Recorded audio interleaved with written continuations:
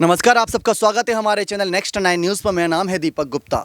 Dussehra rally में आपने देखा किस तरीके से एकनाथ शिंदे और उद्धव ठाकरे गरजते नजर आए। शिंदे पर कई आरोप उद्धव ठाकरे ने लगाए, उद्धव ठाकरे ने कई आरोप शिंदे पर लगाए। 50 खोके एकदम होके ये बात उद्धव ठाकरे करते हैं तो असली गद्दार नहीं बल्कि हमने गदर मचाया ये बात एकनाथ शिंदे करते हैं। लेकिन दोनों को ही बड़ा झटका लग सकता है चुनाव आयोग के द्वारा। दरअसल पूरा मामला क्या है वो आप सुनेंगे तो आप खुद भी दंग रह जाएंगे, क्योंकि आप भी सोच रहे होंगे क्या ये इतिहास में पहली ऐसी घटना है जब एक चिन्ह के लिए यानी एक पार्टी के लिए दो दावेदार देखने को मिले। दरअसल ये पहली घटना नहीं है, इससे पहले भी कई ऐसी घटनाएं हो चुकी हैं। कपिल सिब्बल की दलीलें आप सभी को हम लगातार दिखा रहे थे, जस्टिस चंद्रचूड़ की दलीलें दिखा रहे हैं, हिमा कोहली की बात करें, लगातार यहां पर जो अपडेट सामने आ रही है वो आप सभी तक पहुंचाई जा रही है। इस बीच बड़ी खबर सामने आई है कि अगर ऐसा पहली बार नहीं हुआ और ऐसा पहले भी हो चुका, आपको लेकर चलते हैं कंप्यूटर स्क्रीन पर जिस तरीके की यहां पर कह सकते हैं जानकारी सामने आई। इन दलों में भी हुआ था विवाद, पहले भी सामने आ चुके हैं इस तरीके के विवाद।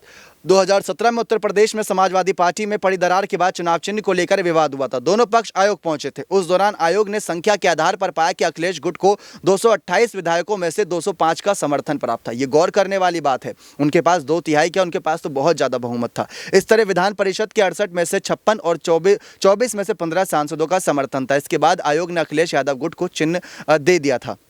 इन दलों में भी विवाद हुआ था, अब ये भी समझ लीजिए। 2017 में ही जब अन्य द्रवुक में दरार पड़ी थी तो आयोग ने पाया कि याचिकाकर्ता समूह ई, मधुसूदन ओ और ये जो नाम लिखे गए हैं साथ ही साथ पन्नीरसेल्वम और साथ ही साथ एस सेमलाई के नेतृत्व की तुलना में ईके को अधिकांश सदस्यों का समर्थन प्राप्त था। इसी तरह 2021 में बिहार की लोक जनशक्ति पार्टी के विभाजन के समय चुनाव चिन्ह को लेकर भी चिराग पासवान और उनके चाचा पशुपति पारस के बीच विवाद सामने आया था। बाद में दोनों गुटों को अलग अलग चुनाव चिन्ह आवंटित कर दिया गया था। अब ये वाला हमारे लिए बहुत इंपॉर्टेंट टॉपिक है। क्या शिंदे और उद्धव को अलग अलग चुनाव चिन्ह दिया जा सकता है? क्या दोनों से ही इनका चुनाव चिन्ह छिन जाएगा? लेकिन अगर इस पर गौर करें तो यहां पर शिंदे की जीत नजर आ रही है, लेकिन इस पर गौर करें तो यहां पर शिंदे और उद्धव दोनों की हार नजर आ रही है। यानी कि दोनों ही मायने में उद्धव ठाकरे को बड़ा झटका लग सकता है। सुप्रीम कोर्ट ने 1969 का दिया था सिद्धांत। कुरैशी ने जो एक मामला निकलकर सामने आया था वो मामला यहां पर साथ ही साथ था। और इस बीच यहां पर आपको बता दें चुनाव आयोग कैसे करेगा असली शिवसेना का निर्धारण। यह कहा जा रहा है कि लंबी प्रक्रिया हो सकती है, काफी लंबी प्रक्रिया। इसके अनुसार विशेषज्ञों का कहना है कि लगातार गुट के समर्थकों की संख्या ही यहां पर